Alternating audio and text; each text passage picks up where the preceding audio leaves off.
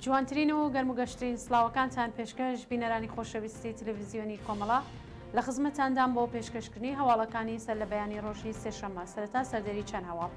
کۆبوونەوەی خانشینکراوانی مخابرات لە چەند شاری کوردستان و ئێران، سووتاندنی باغی چالاکێکی یارسان بۆ چەندمین جار لە سەرپۆلی زەهاو، قوربانی بوونی دەیان کەس لە جادەکانی پارێزگای ورمێ، ژەهراوی بوونی دەیان بەندکراو لە زیندانی دیاربەکر، پێنجمین ڕۆژی مانگرتنی کرێکارانی پرۆژەی نەوت، مانگرتنی ماڵدزراوانی شرکتەکانی ڕێحانتاک و تەراڤەت نۆڤین لە قەزوین، ڕێگری بەڕێوەبەرایەتی مەدرسەیەکی کچانەی تاران لە چوونەژوورەوەی قوتابیان و مانگرتن لە خواردنی بەندکراوێک لە زیندانی قزل حساری کەرج.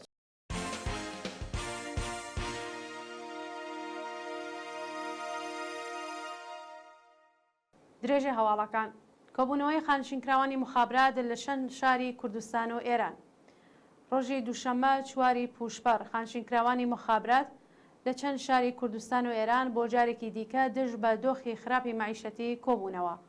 بە پێی راپۆرتەکان خانشینکراوانی مخابرات لە شارەکانی سنە، مەریوان، بەندەرعەباس و تەورێز بە پێی ڕەواڵی دووشەممەی هەر هەفتە لە بەردەم ئەو ڕێکخراوەیە کۆبوونەتەوە.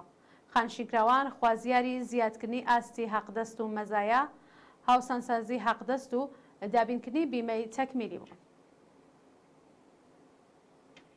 سووتاندنی باغی چالاکێکی یارسان بۆ چەندمین جار لە سەرپۆلی زەهاو. بەرەبەیانی ڕۆژی دووشەممە 4 پوشپەر کۆنترین باخی هەناری نووسەر و چالاکی مەدەنی یارسان بە ناوی نەحمەد زەحمەتکێش جارێکی دیکە لەلایەن بەکرێگیراوانی ڕژیمەوە لە سەرپۆلی زەهاو سووتێنرا. بە پێی زانیاریەکان ئەم ئاگرکەوتنەوە شەوی ڕابردوو لە کۆنترین باخی هەناری نەحمەد زەحمەتکێژ و کێڵگەی گەنمی زارا سیاوەش عەلی مورادی لە گوندی مێولێداراب ڕوویداوە. بەداخەوە ئاگرەکە کۆنتڕۆڵ نەکراوە و تەشەنەی سندوە بەشێک لە داربەڕوەکانی ئاواییەکەیش لە ئاگردا سوتاوە. شانی باسە کە لە ڕۆژانی ڕابردوودا لە گوندی حەسەن سولەیمانی سەر بە شاری سەرپۆلی زەهاو کێڵگەی گەنم و جۆی ئەم هاوڵاتیە یارسانە ئاگری تێبەردرا بوو. ئەو تاوانە بە ئەنقەز ئەنجام درراوە و ناوەندە پەیوەندیدارەکانی ڕژیم هیچ هەنگاوێکیان بۆ دەست بەسەرکردنی تاوانباران نەگرتووەتە بەر. قوربانی بوونی دەیان کەس لە جادەکانی پارێزگای ورمێ لە 24 کاتژمێری ڕابردوودا بەهۆی ڕووداوەکانی هاتوچۆ لە پارێزگای ورمێ 15 کەس بریندار و 2 کەس گیانیان لەدەستاوە. ڕووداوەکە لە جادەی ورمێ بۆ سیورێ ڕوویداوە و بەهۆیەوە 3 کەس بریندار و ڕەوانەی نەخۆشخانە کراون. هاوکات شەوی یەکشەممە لە ڕێگەی پیرانشار بۆ نەغەدە و لە نزیک ناوچەی هەورابی هاونیشتمانیەک با ڕووداوی هاتوچۆ گیانی لەدەستاوە. لا ڕێگەی مەهاباد بۆ میاندوا و بەهۆی پێکدادانی 2 ئۆتۆمبیل 2 کەس بریندار بوون. لە هەمان جادە بەهۆی وەرگەڕانی ئۆتۆمبیلێک 5 کەس بریندار و ڕاگوێزی ناوەندە دەرمانیەکان کران. هەروەها لە جادەی پیرانشار بۆ سەردەشت ئۆتۆمبیلێک وەرگەڕا و لە ئەنجامی ئەو ڕووداوەدا کەسێک گیانی لەدەستا و کەسێکی دیکە بریندار بوو. لە نزیک شاری خۆی 2 ئۆتۆمبیل پێکیاندادا و بەهۆی شێوە 4 کەس بریندار بوو. ژەهراوی بوونی دەیان بەندکراو لە زیندانی دیاربەکر. کانونی پارێزەرانی گەورە شاری ئامەد ڕۆژی دووشەممە 4 پوشپەر ڕایگەیاند کە بەهۆی خواردنی خوراکی ماوە بەسەرچوو لە زیندانی دیاربەکر دەیان بەندکراو ژەهراوی بوون. کانونی پارێزەرانی ئامەد سەردانی زیندانی کردووە و پاش گوتوبێژ لەگەڵ بەندکراوان بەیان نامێکی بڵاو کردوەتەوە و تێدا ڕایگەیاندووە کە ماوەی 10 ڕۆژە کێشەی خوراک لە زیندانی دیاربەکر سەری هەڵداوە و دەیان بەندکراو بەهۆی خواردنی خوراکی ماوە بەسەرچوو ژەهراوی بوون. هەروەها ئاوی زیندان بەردەوام لەلایەن بەرپرسانی زیندانەوە قەتکراوە و مەئمورانی سەرکوتگەری تورک ئاوی پیسیان بە بەندکراوان داوە. لە ئاکامی خواردنی ئاوی پیس 32 بەندکراو تووشی زگچوون و ڕەشانەوە بوون. پەنجمین ڕۆژی مانگرتنی کرێکارانی پرۆژەیی نەوت. کرێکارانی پەیمانی و پرۆژەیی نەوت، گاز و پێترۆشیمی ئێران ڕۆژی دووشەممە 4 پوشپەر بۆ پەنجمین ڕۆژی بەردەوام لە ناڕزایەتی بە بایەخنەدانی بەرپرسانی ڕژیم بە کێشەوگرفتەکانیان درێژیان بە مانگرتندا. بە پێی راپۆرتی شۆرای ڕێکخستنی ناڕزایەتی کرێکارانی نەوت 20,000 کرێکار لە 90 شرکەت لە سەرانسەری ئێران پەیوەست بەو چالاکیە بوون. کرێکارانی ناڕازی خوازیاری وەلانانی پەیمانکار بەکردەوە دەرهاتنی گەڵاڵەی 14 ڕۆژکار 14 ڕۆژ پشودان زیادکردنی ئاستی حەقدەست دابینکردنی ئیمکاناتی ڕفاهی وەلانانی جیاوازی بەکردەوە دەرهاتنی مادەی دەی ئەرک و بەرپرسیارەتی پرسۆنەلی نەوت تەزمینی ئامنیەتی پیشەی وەلانانی جیاوازی بوو.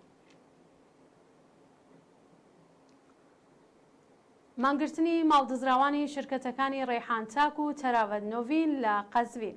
ڕۆژی دووشەمە 4 پوشپەڕ ماڵدزراوانی شرکەتەکانی ڕێحانتاک و تەراوەت نۆڤین لە پارێزگای قەزوین بۆ جارێکی دیکە لە بەردەم ساختمانی ئۆستانداری کۆبوونەوە. شرکەتەکانی ڕێحانتاک و تەراوەت نۆڤین سەر بە ئەندامێکی سپای پاسداران بە ناوی محەممەد ڕەزا غەفاریە و بە بیانووی هاوردەکردنی ئۆتۆمبیلی بیانی پارەیەکی زۆری لە خەڵک وەرگرتووە. ئێستا پاش 2 ساڵ نەک ئۆتۆمبیلەکان ڕادەسی ماڵدزراوانی ئەو دوو شرکەتە نەکراون بەڵکو داراییەکانیان تاڵان و کەس وەڵامی ناڕزایەتیەکانیان ناداتەوە. ڕێگەری بەڕێوەبەرایەتی مەدرسێکی کچانەی تاران لە چوونەژوورەوەی قوتابیان. ڕۆژی دووشەمە 4 پوشپەڕ بەڕێوەبەری مەدرسەی کچانەی فەرهێختگان لە ناوچەی هەژدەی تاران بە بیانووی ڕەچاونەکردنی حیجابی جباری ڕێگەی لە چوونەژوورەوەی قوتابیان بۆ نێو مەدرسەکە گرتووە. بەپێی زانیاریەکان بەڕێوەبەرایەتی ئەو مەدرسە کە کەسێکی بەسیجیە ڕێگەی نەداوە 7 قوتابی کچ بچنە نێو مەدرسە و دەرگای بەسەریاندا داخستووە. پاش ئەو ڕووداوە بنەماڵەی قوتابیان لە بەردەم مەدرسە کۆبوونەوەی ناڕزایەتیان بەڕێوە بردووە و هێزەکانی پۆلیس بۆ تێکدانی کۆبوونەوەکەیان ناڕازیانیان گەماروەداوە. مانگرتن لە خواردنی بەندکراوێک لە زیندانی قزلحیساری کەرەج. ڕۆژی شەممە 2 پوشپەڕ بەندکراوێکی ڕاگیرا و لە زیندانی قزلحیساری کەرەج بە ناوی ئەلێف لا ناڕزایەتی بە دەستدرێژی سێکسی دادیاری شاری ڕێی بە ناوی خانابادی بۆ سەر هاوژینەکەی مانی لە خواردن گرتووە. ئەو بەندکراوە بە تۆمەتی پەیوەندیدار بە مادەی هۆشبەر بە 4 مانگ زیندان مەحکوم کراوە و کاتێک هاوژینەکەی سەردانی زیندانی کردووە بۆ ئەوەی چاوی پێ بکەوێت دادیاری شاری ڕێی ئازاری جنسی ئەو ژنەی داوە. بەپێی راپۆرتی کەمپینی بەرگری لە بەندکراوانی سیاسی و مەدەنی سەرۆکی زیندان بە ناوی عەزیزی هەڕەشەی لەو بەندکراوە کردووە بۆ ئەوەی بێدەنگی ڕابگرێت تاکو لە ڕێگەی زیندانەوە بە دوواداچوون بۆ دۆسیەکەی بکرێت. سەپاندنی سزای قرس بەسەر تۆمەتبارانی دۆسیەی ئاگردانی زیندانی ئێڤین. بەپێی راپۆرتی ناوەندەکانی مافی مرۆڤ تۆمەتبارانی دۆسیەی ئاگردانی زیندانی ئێڤین سەرجەم بە 265 ساڵ زیندان و 5,000 زەربە شەلاق مەحکوم کراون. بەپێی حکمی دادگا 40 تۆمەتباری دۆسیەی ئاگردانی زیندانی ئێڤین بە تۆمەتەکانی لە ناوبردننی ئەمواڵی دەوڵەتی تێکدانی نەزمی گشتی سەرپێچی لە فەرمانی ماموری دەوڵەت و قەتڵی غەیرەعەمد سەرجەم بە 265 ساڵ زیندان 5,032 زەربە شەلاق پەرداختی دیە و چوونە دەرەوە لە ئێران مەحکوم کراون. لە سێدەردانی بەندکراوێک لە زیندانی قەزوین بەیانی ڕۆژی شەمە 2 پوشپەڕ حکمی ئەعدامی بەندکراوێک لە زیندانی قەزوین بە ناوی ناتێق حوسێنی تەمەن 36 ساڵ جێبەجێکرا. بەپێی راپۆرتەکان ناتێق حوسێنی 3 ساڵ لەوەبەر لە کاتی مامەڵەی خان و لەگەڵ قوربانی بووە بە دەمەقاڵەی و سەری ئەو کوژاوەی بە دیواردا کێشاوە. پاش ماوەیەک ناتێق بە تۆمەتی کوشتنی بە ئەنقەست دەست بەسەر و بنەماڵەی قوربانی خوازیاری قەرەبووکردنەوە بوون. جێگەی ئاماژەیە کە بەیانی ڕۆژی شەمە سزای سێدارەی ئەو بەندکراوە لە پێش چاوی منداڵە تەمەن 7 ساڵەکەی لە زیندانی قزوین جێبەجێکراوە. خۆپیشاندانی خەڵکی سووریا لە شاری سڤیدا شەوی یەکشەمە 3 پوشپەڕ خەڵکی شاری سڤیدا لە سووریا دژ بە دەوڵەتی بەشار ئەسەد خۆپیشاندانیان کرد و لەگەڵ هێزەکانی ڕژیم بەشەڕ هاتن. بەپێی راپۆرتەکان خەڵکی شاری سڤیدا لە ئاز دانانی بازگەی پشکنین لەلایەن هێزە ئەمنیەتیەکانی بەشار ئەسەدەوە ناڕزایەتیان دەربڕیوە. کاتێک هێزەکانی ڕژیمی سووریا تەقەیان بەسەر خەڵک کردووە خۆپیشاندەران چەکیان بەکارهێناوە و چەند کەس لە هەردوو لا کوژرا و بریندار بوون.